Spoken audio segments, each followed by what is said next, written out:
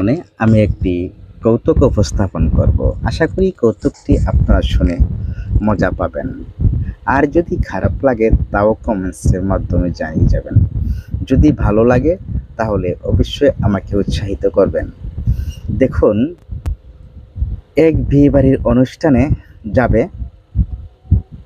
ধরুন একটি বিল্ডিংয়ের উপরতলায় বসবাস করছেন যিনি, আর তাহার হয়তো নিচের ফ্লোরে বিয়ে হচ্ছে।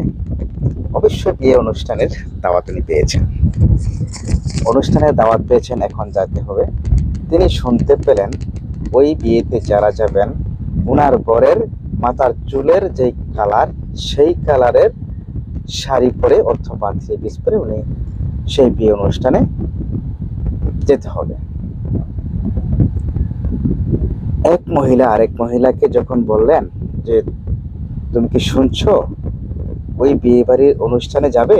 হ্যাঁ, অবশ্যই যাব, কিন্তু শর্ত তো একটি আছে। শর্তটা কি বলেন?